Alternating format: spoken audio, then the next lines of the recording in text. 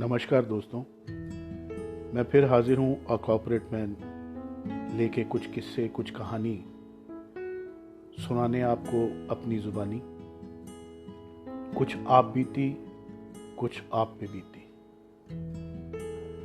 दोस्तों, आज का किस्सा, आज की कहानी,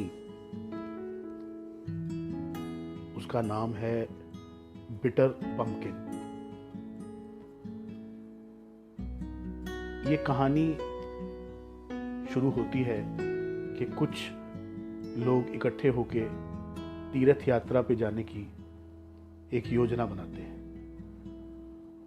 और उसके लिए वो अपने गुरुजी के पास जाते हैं उनका आशीर्वाद लेने, और उनको जाके बोलते हैं कि गुरुजी, हम तीर्थ यात्रा के लिए निकल रहे हैं, आपको भी हमारे साथ चलना है। तो उनके जो गुरु होते हैं वो उनको बोलते हैं कि मेरा स्वास्थ्य अच्छा नहीं है, मैं तुम्हारे साथ नहीं चल पाऊँगा। योजना तो बहुत अच्छी थी, मेरा भी बहुत मन था कि मैं तुम्हारे साथ चलता, लेकिन मेरे स्वास्थ्य की वजह से तुम्हारे साथ नहीं जा पाऊँगा। सब लोग बड़े मायूस हो गए।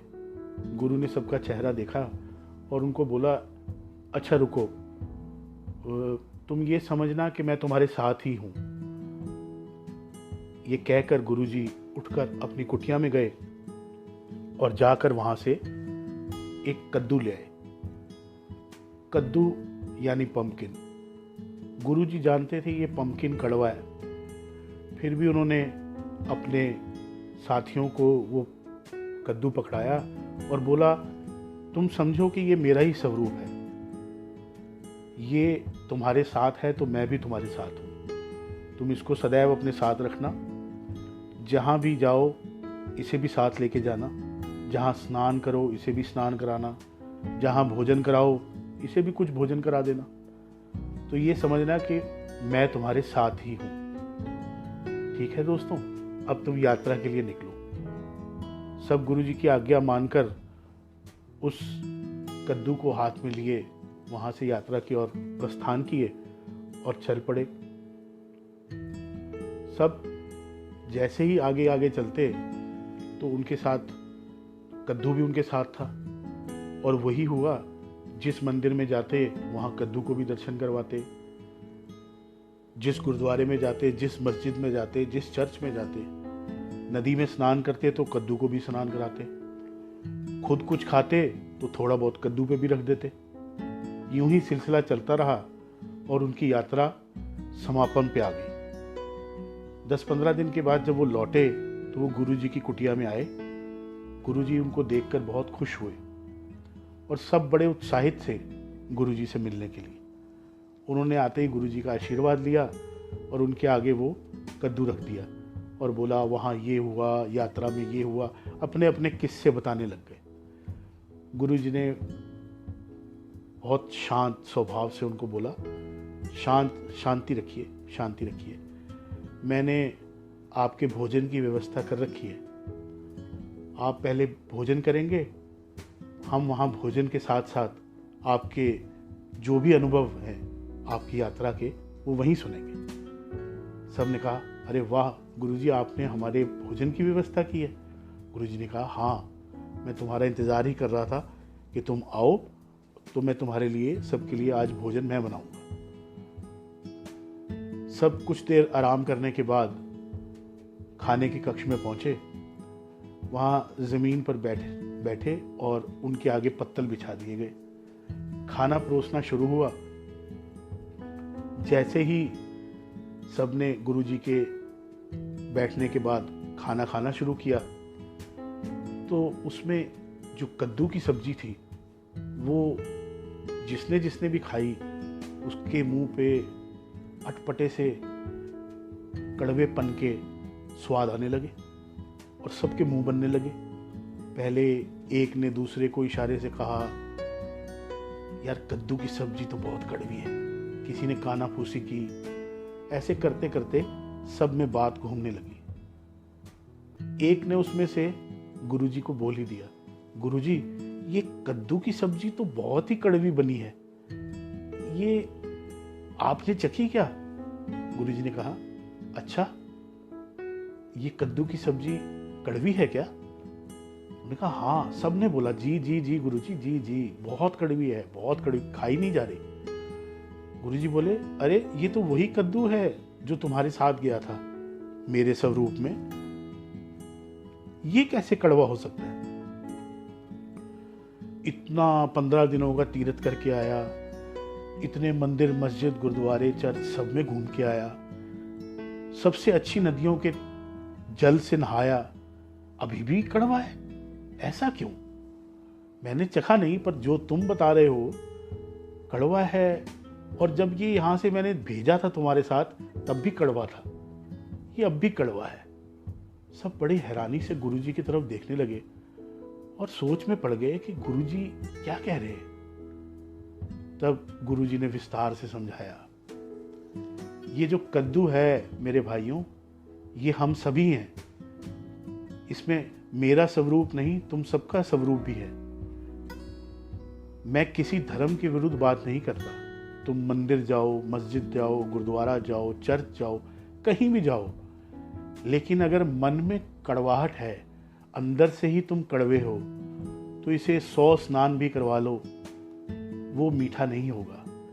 जिसका स्वभाव कड़वा हो चुका है, जो अंदर से नेगेटिव है, जो अंदर से कड़वा है, वो मीठा कैसे आप तक पहुंचेगा? ये कद्दू आप हैं।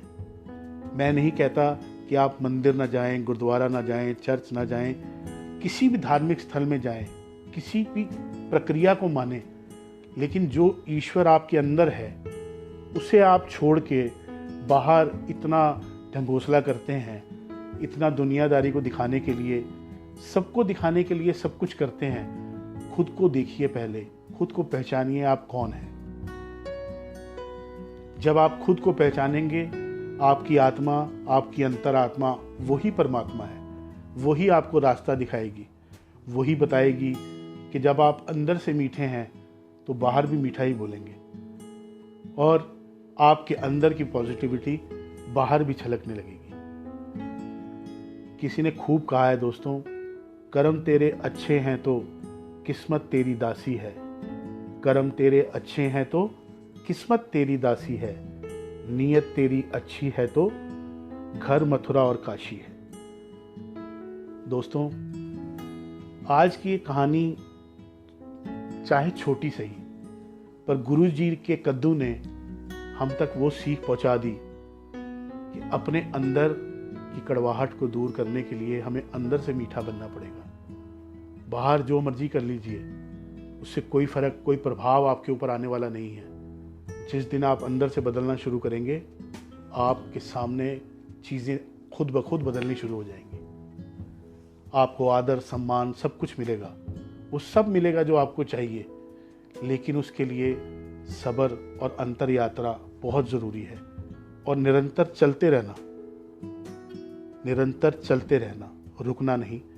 ये यात्रा हमें करते रहनी है, और हम अपने अंदर ही अपनी अंतरात्मा के साथ वो मिलन कर सकते हैं कि जिससे हमें बाहर का मार्ग भी सजग दिखाई दे।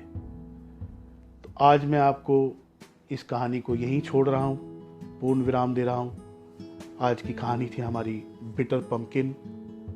उम्मीद है आप सबको पसंद आएगी। अपने कमेंट बॉक्स में ज़रूर लिखें आपको कहानी कैसी लगी। इसी के साथ आपको छोड़ के जा रहा हूँ 2004 में आए गीत के साथ। सिंगर हैं रब्बी शेरगिल। आइए सुने ये गीत।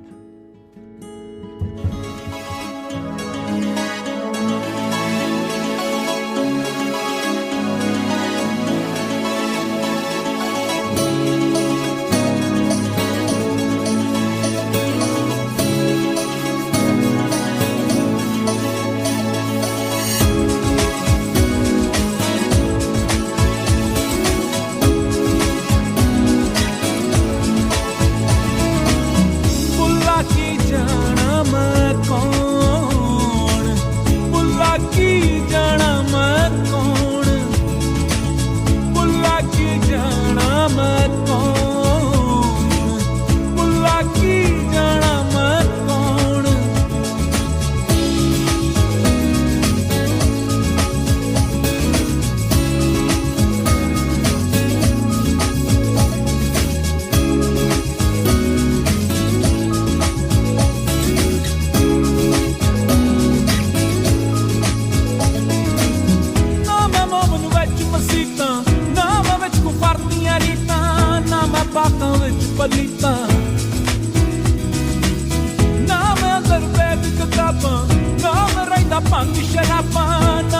करदा मस्त खराबा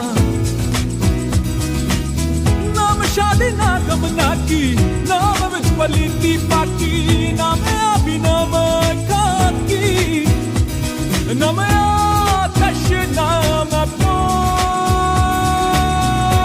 प्राण बुला की जाना मैं कौन बुला की जाना मैं कौन बुला की जाना मैं कौन बुला की जाना मैं कौन